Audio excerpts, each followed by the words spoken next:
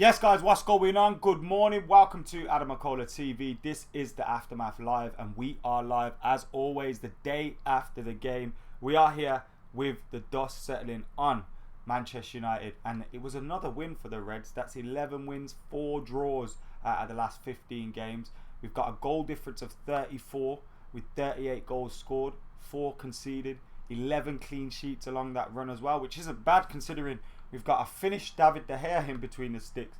It really is a good time to be a Manchester United fan right now. There's a lot of positivity, and just watching that performance yesterday, watching the third goal, it resembled the Manchester United that we've grown up to know and love. And although it was just Brighton, although we're still 5th, it feels different this time around. And the title of this video is Another False Dawn with a question mark. On the thumbnail, you got Ollie's back at the wheel. Is he back at the wheel, or is it another false dawn? How do we feel about this one? Are we too, have we been stung by the last 6 years so much that we're going to be a bit nervous to get carried away with this one? Is it too soon to get carried away? Because looking at this team, obviously, we still need a few players in a few areas. We still need to bring in a few signings, but the team is very close to being a Manchester United team, a team that can go on and hopefully challenge for big trophies. Like I said though, we do still need a couple of signings, and we still need to keep this going throughout the remainder of the season because of the fact that we are still 5th. Yes, you might get a Champions League spot for that if, of course, Man City, as expected, fail in their appeal to overturn their ban from the Champions League. But we still need to get there. We've been 15 games unbeaten and we're still level on points with Wolves, and that's the harsh reality of it all. But it feels different. Even just Manchester United between the start of the season and the restart of the season after coronavirus, lockdown, it's just two completely different Manchester United teams. And we'll look at that today. We'll also have player ratings for you guys as well. We'll have plenty more stuff coming. We'll get your reactions in on the show too. And of course, we'll have a little on this day. Let's do this on this day now. It's the 1st of July today. So, there's 2 on this days here. We'll go for this one. Wednesday the 1st of July 2009. Cristiano Ronaldo joins Real Madrid from Manchester United for £80 million on a 6-year contract. United accepted the unconditional offer on the 26th of June after the player disclosed he wanted to leave Old Trafford for the Bernabeu. United's owners, the Glazer family, insist the agreement comes with the approval of Sir Alex Ferguson. Ronaldo says of Fergie, "He's been my father in sport, one of the most important factors and most influential in my career. His contract with Real Madrid is understood to be worth £11 million a year with a £1 billion buyout clause." So on this day in 2009, Cristiano Ronaldo left Manchester United for Real Madrid and broke all of our hearts. But that was around a time when we were in the Champions League final. We were champions. We were doing all right.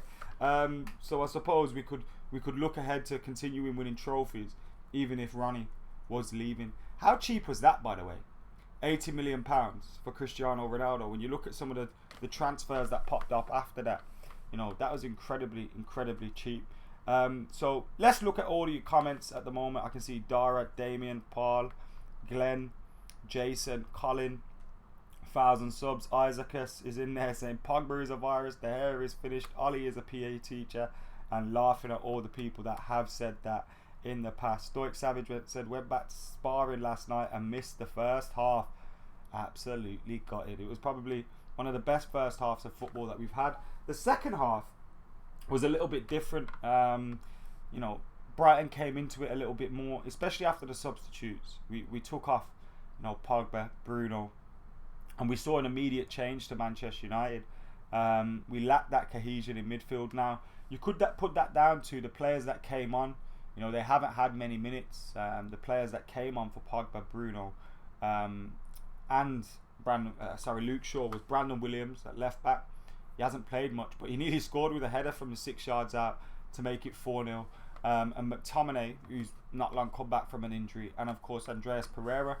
So they came on and we immediately kind of lost a little bit of control in the game. You'd always expect Brighton to have their moments though and kind of come back into it. So we had to be aware that, that was going to happen. But you would have liked to have seen us maintain a little bit of control, seeing the game out, because still with half an hour to go, you take Bruno and Pogba off. You are 3-0 up. Imagine you concede, and it took David De Gea to make a couple of class saves. If you concede and you still got 15, 20 minutes to go, and you've lost possession of the football, the other team's growing in confidence, it's not a great place to be in. So you'd like to see the players that come in stake a claim for a place a little bit more, and start battling for the shirt and start battling for that spot. I thought Andreas Pereira was poor, gave the ball away a number of times when he come on. You've got to make it stick. McTominay, he was all right, nothing special, nothing bad. But again, when you're coming on for the likes of Pogba and Bruno and Matic, who's played fantastically well. He played 90 minutes yesterday, which kind of hints at the fact he might be dropped against Bournemouth. Not dropped, rested. Then you've got to perform when you come in. Brandon Williams came in. He looked all right, but again, you got to perform. Luke Shaw, I was critical of him against Norwich, but I thought he did well yesterday. He was getting forward a lot better, bombing down the left flank. I think the second goal came from a cross from him, which it was a bit alright. It didn't go where he wanted it to go, but he forced a clearance, and the clearance went out to Paul Pogba, and United scored. So he did take part in the goals, and he was involved in a few moves which were fantastic. Harry Maguire as well, who has been criticised at times, obviously got the winner against Norwich, so not against Norwich, but he's been criticised at times. And I thought the ability to see Matic just drop and protect him and cover him, which McTominay and Fred failed to do at times. And whether it's experience or it's nous or it's just the know-how or the ability to do the job, Matic knows what to do. He knows what his centre-halves need. He's been around the block, so he knows if Harry Maguire's going to go, I need to chill. Whereas McTominay and Fred sometimes, they move out of position, and then they'll open them gaps up for opposition. So if Harry Maguire loses the ball, he's running into a congested midfield, one, because that midfielder hasn't moved out of position for him, and two, if he gets fouled or tackled, then you look at it and you see you've got a hole in your defence, especially if your fullbacks have bombed forward like they usually do. So Matic's performance, especially at times when it almost looks like we've got three at the back, is fantastic. He's not a centre-half, he's not playing as a centre-half, but he's doing the job, and Maguire was stepping out, and some of the crossfield passes that Maguire was finding, and he was proper twatting them as well, but he was hitting them into the right positions, and Wan-Bissaka, I think, with the one he found most of the time, was good to see. Dobsy with the super chat says, man like Adam, legend, I still wait for your fan cams after the game. It's like a tradition for me. Can't wait for the real stuff to be back, and the real stuff will be back hopefully very, very soon. As soon as we're allowed back in stadiums or back even outside stadiums, we'll get doing it. We had some good ones on yesterday. They turned into a little bit of a party, to be fair, but go and check them out after we finished here. There was some good fan cams. We had Jay, Joe, Dean on at the end. We had Kartik, we had Finley, we had Barry and Ross from the Energized show. We had a few, Ahmed was on as well. So we had loads of people on yesterday. Go and check them out after we finished here. There was a real feel-good factor to the way Man United were playing yesterday. We played really well. Get hitting that like button, get commenting, get sharing, get subscribing. As we obviously look back at that game, and you look back at the immediate stats, 63% possession for United, 12 shots, 6 on target. Now what you see is how many times under Mourinho or Van Gaal would we go through a game where we had like 1 shot on target, 2 shot on target. I can't remember the last time that happened. It might have happened under Ole Gunnar Solskjaer. I'm not denying it. There's been some times when we've had poor performances, but more recently we seem to be just doing more attacking, playing in the right areas of the field, trying to force things to happen, and we're looking really good for it. So that's been a good thing to see. We didn't give away as many fouls as well yesterday. That obviously, you point to the fact that we have most of the possession of the play, and we stay on our feet quite a lot when we are trying to press teams. So that was good, and the press was very good yesterday. It started from the front.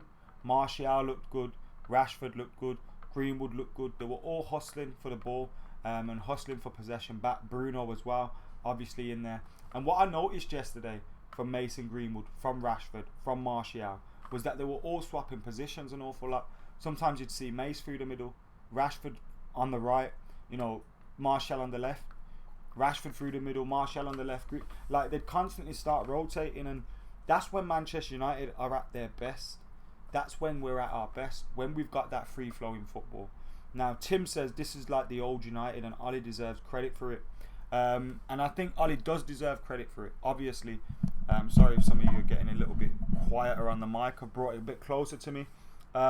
He does deserve credit for it a lot, because he's given this environment for the footballers. First of all, he's given them an environment where if you work hard, if you play hard, if you dedicate yourself, you're going to get game time, and you're going to be in the team or in the squad.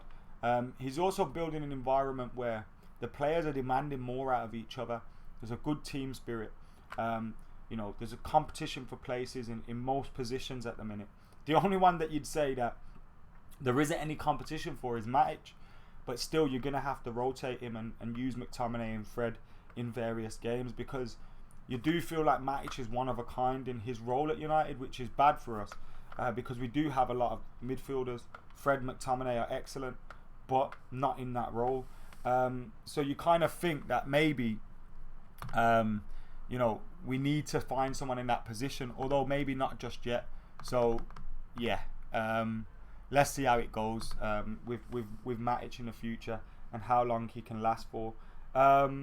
How far away are we from challenging for the title, says Colin. I still think we need a fair few signings. We definitely still need to bring in a couple of players. Jadon Sancho on the right. I tweeted yesterday joking that he'd be on the bench for Mason Greenwood, but we clearly still need a right winger. And then it kind of helps you out in the sense that when you've got a right winger, you've now got two strikers, because Mason Greenwood's eventually going to be a striker. And if you've got Mason, you've got Martial, you've got Rashford, you've got Sancho, Danny James is a backup on the wing, or someone coming off the bench. I still feel we probably need one more player. That's why it's great to see us looking at maybe Jack Grealish or a Kai Havertz or something like that, because we still need maybe one more to have that depth and to have that squad depth. So yeah, we do need to bring in a little bit more. And when I've been talking about Grealish and Kai Havertz and these kind of players, I've been thinking it probably won't happen. And really probably should happen. We probably need it to happen, because we do need squad depth. We do need quality in depth, and those players would do that. When you look at City and you look at the players that they've got on their bench, you'd think most of them would start for us. Now we've got to a position where we've improved our first 11.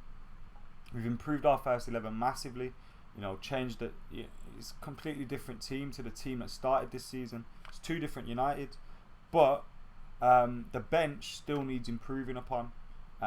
So hopefully we can go and do that. We lack depth to compete right now, but it's very close, says Keegan. If we only add Jadon to this squad, can we challenge for the league title, says Adam. First 11 wise, possibly. If we had some injuries in certain positions though, probably not. And over the longer course of a season, you'd start to worry a little bit if we could. But you'd feel that's enough to be definitely getting third at the very least. He will get a lot of playing time even with Sancho. Yeah, he will always get a lot of playing time. Our bench needs improving. 100% it does. 100% it does. Would Grealish be happy to be a bit part player here? Start cup games, etc. St. Whacker the Pool. If you look at the likes of Andreas Pereira, Jesse Lingard, Juan Mata, between them, some of them will play 30, 40 games a season. Why can't we offer that? If Jack Grealish went to City, you're not going to be playing every game, every week. If Jack Grealish went to Barcelona, you're not going to be playing every game, every week. So you kind of have to accept that if you're going to go somewhere for trophies, you're going to be part of a squad. Yes, you want to be the main man. Hopefully you can fight to be in that position. But, you need to be part of a fully functioning squad. Berbatov didn't come to United and think, well, I've got Rooney, Ronaldo, Tevez. I'm going to leave that one out because I'm not going to start. he still knew he'd start enough games to make a difference. And if you're making a difference to winning trophies and you're playing 40 games, that's better than playing 60 games and you're fucking getting relegated or you're battling relegation. So yeah, I think we should be able to attract someone like that, even with the opportunity of being not a squad player, but someone that is rotated. And you think if you brought in Jack Grealish, he could play on the left, could play on the right, could play him behind. So it gives you the ability to rest certain players at certain other times. I have a feeling Ollie really wants Grealish, says Keegan. If that means we need more than Jaden, then let's do it, says Adam, who wants Sal Niguez. I just can't see Sal Niguez happening, unfortunately. Leicester have one huge ask tonight. Who have Leicester got? Oh, they've got Everton, haven't they? Away from home, so that's a difficult game for them. Hopefully they can drop some points there. FA Cup semi-final date is confirmed as Sunday the 19th, says Niall. Let me just double check what time kickoff is so I can give you the full update on that one. But it looks like that one's going to be on Sunday the 19th. 1 second. FA Cup semi-final was confirmed 14 minutes ago. Manchester United Chelsea take place starting at 6 p.m. BST, so 6 p.m. UK time. Kickoff is against Chelsea on Sunday the 19th of July. City Arsenal is on the 18th of July at 7:45 p.m. So by the time we go into that game against Chelsea, we'll already know whether it's Arsenal or Man City in the final. Now will you stop telling Bruno not to shoot, says Juturu. Whenever I've said that, you've got to look at when I've said it. If we're 1-0 up, or whatever, 0-0, go for it. But if it's 1-1 in the last minute, and you're 40 yards out, and there's 2-3 players ahead of you in advanced positions, it's not always black and white. I think Bruno's a fantastic player. I used to say the same things about Ronnie sometimes. It's about picking the right times. Yesterday he picked the right times. Had a little bit of luck with his goal, but he deserved it. He rattled the post just before, didn't he? Matic was excellent yesterday, though. Absolutely fantastic. And that's a shock to me because I didn't expect Nemanja Matic to even be coming anywhere near back to his former self, and he has started to rediscover some sort of form. Right then, let's get these player ratings up for you right now. I think that's this one. One of them is generous, I think, but he deserves it. But these are my player ratings. Solskjaer's got a 7 out of 10. I thought the substitutes kind of gave away a lot of the momentum that we had in the game. We had to make them, but maybe different substitutions could have been made. Maybe you only take one of Pogba and Bruno off at once, and take the other one off 10 minutes later once the subs have settled themselves down. Bryce says with a super chat, thank you very much, Bryce. Ollie showed Ed what we are missing in the second half. We need good squad players. Let's get Sancho, a CDM, and a quick centre back. Maybe he was doing that, proving a point in the last 20 minutes of the game. It's better than proving a point from the start of a game like Jose used to do, right? So these are my player ratings. David De Gea, 8. Wan-Bissaka, 7. Maguire at 8. Lindelof, 7. Shaw, 7. Matic, 8. Pogba, 8. Rashford, 7. That's the one that, I could have given Rashford a 6, but I thought his off-the-ball movement, his contribution to the counter-attack, his run took the defenders away from Bruno Fernandes. I thought he's been doing the right things off the ball. It's when he gets into positions in front of goal where his finishing's let him down, but maybe he's a little bit rusty at this moment. Bruno at 8, Greenwood at 9, Martial at 7. So that's my ratings for those players. Maybe Bruno could have been a 9. Maybe I've been a bit harsh on him there. My thinking behind that was a Bruno 9 out of 10 performance or a 10 out of 10 performance. You know about it. Like, you'd actually know about it. He'd be man of the match, definite. I think Mace got the man of the match for me because his first goal was better than Bruno's first goal. This is how it worked out. His first goal was better than Bruno's first goal. Bruno's took a deflection. Mason's probably did a little bit going through the legs, but I feel like his goal was a better one. And for the third goal, I feel like Mason's contribution, Bruno's run and finish are immaculate, but I gave it to Mace. Now, I don't mind if you give it to Bruno. Corstub says I'd give Bruno a 9. I'd say Bruno and Matic 9, says Reedy. We are 3 goals up and needed to rest players, at least an 8. That's fair, Morton. I just also think it was Brighton and Hove Albion away. 8 out of 10 performances, 9 out of 10, 10 out of 10. That's what you get for beating City and Liverpool and all that. I don't know if you get that for beating Brighton and Hove Albion. I know Brighton just beat Arsenal, but anyone can beat Arsenal. So let's relax a little bit as well, innit? The best team since Fergie left, I agree with that, Charles. I do agree with that. I feel like this is our best team.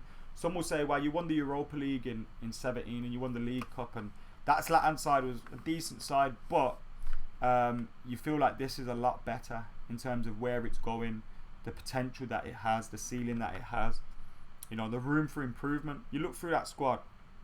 All right, David De Gea's probably in his peak years, or has had his peak years, who knows. But you look at Wan-Bissaka, Maguire, Lindelof, Shaw. I don't know about Shaw, but Shaw's been doing very well recently. But you feel all of them have a lot more room for improvement. Matic, okay, he doesn't. Pogba could still improve. Rashford, Bruno, Greenwood, Marshall. All these players are going to improve at United. And that's great. But then look at the subs that came on. Andreas Pereira, probably not going to be here in the future. Imagine that's Jack Grealish or someone in that position on the team. McTominay, I think he's fair enough. He's going to be here. Brandon Williams too. Daniel James is just... He's going to be here, but that could be a different name coming off the bench at that time. A Jadon Sancho or something. Or that could be Mason Greenwood coming off the bench because you got Jadon Sancho starting. And Odion Igalo's on loan, do you know what I mean? So it's clear we still need a number of signings, and just looking at the bench, it shows you where you need those signings. Midfield, striker, and right wing. That's where you need your signings.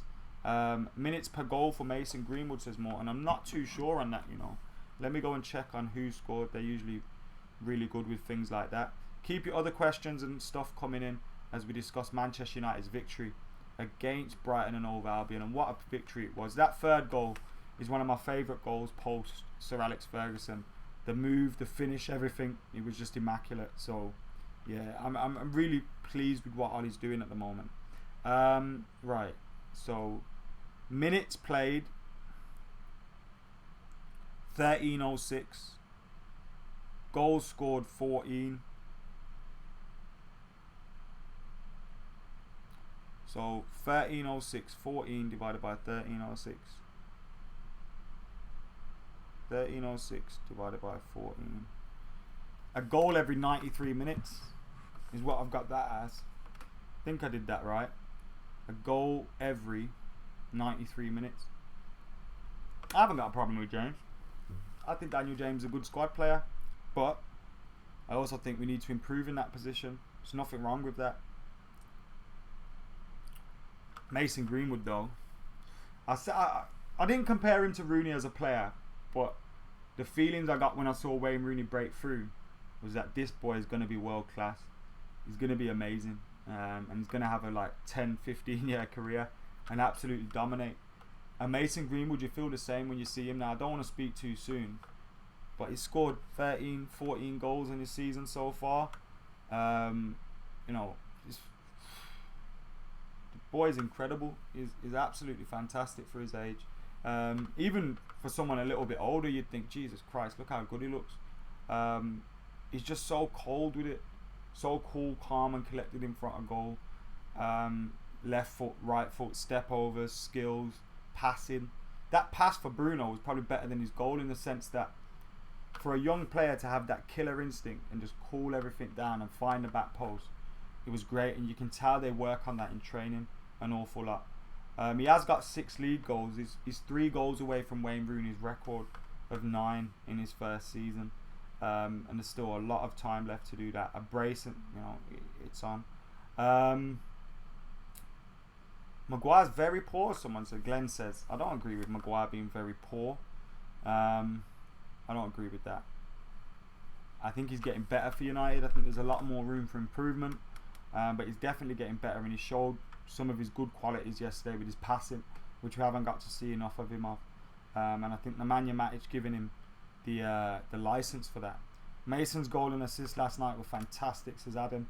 Guys, get hitting that like button, get commenting, get sharing, get subscribing. We've got over 500 people watching live, yet we've only got 82 likes. Come on, get in that like button. Sure, we can get it to 250. Get your super chats in, get joining, get commenting, get subscribing as well. Let us know what you're thinking about all that we discussed. Mason Greenwood, my man of the match, but I know Sky Sports gave it to Bruno Fernandes. Since he arrived at the club, he's got the most goal contributions of 9 in the Premier League. Anthony Martial isn't far behind him on 6. There's a few players in between. And Anthony Martial's all-round performances are becoming a lot better. Yesterday he didn't have his best of games, but he contributed a lot in what he did. You know, the build-up play, he's back to goal, getting the ball into feet, doing all those things, turning defenders. It would have been a difficult test for him yesterday. Brighton played with a very physical defence. They played very deep. There was always 2-3 players around him, and he's still impressed on the game without scoring, without tearing it up, without being the top Martial, but he was doing well, and it's good to see that you know he didn't have the best of games, but he's still putting a performance. That's what you want from him. We're on the way to something good for once in how many years. People need to cheer up. We was core yesterday, lacked a little bit after Bruno and Pogba went off, but clean sheet and 3 points, and that's all you can want.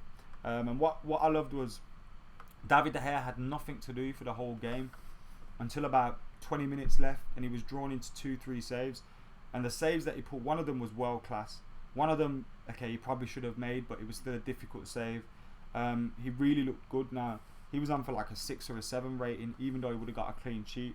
But those saves pushed him up. It pushed his performance up. It was fantastic to see from him. So well done to David De Gea. Well done to Manchester United, and well done to Ole Gunnar Solskjaer as well. He's really got United moving in the right direction, and hopefully this is something that continues, because you always get this sense that it's a false dawn. We've had a few false dawns. You always feel a little bit worried that it could go wrong, but thankfully, even if we lose the game, you feel we're going to go into the next one with a different mindset. You feel like this team's got something in them to bounce back. And when you look at the fixtures that are coming up, let me just find United's fixtures now. I know we got Bournemouth next, Aston Villa after that. I don't want to count my chickens, but when you got Bournemouth at home, Villa away, Southampton at home, Palace away, and West Ham at home before we play Chelsea in the FA Cup, you'd feel like this run can go on for an awfully long time. But we've still got work to do. Chelsea got West Ham today. They're probably going to win. So we need to keep the chase on for the top 4 spots. Keep hunting down Leicester and Chelsea. And who knows where this can take us. Because for all the feel-good fact that we still do need to get Champions League football, even if we are moving in the right direction. And I definitely feel like Ollie is back at the wheel. Anyway, guys, thank you for tuning in today. Make sure you're keeping it locked to AdamMcKola TV, liking, commenting, sharing, subscribing, joining, all that good stuff. And for now, we're going to get out of here. But if you want more content from the match, make sure you go and check out the fan cams, my review straight after the game as well, where we were absolutely buzzing. And we'll see you later.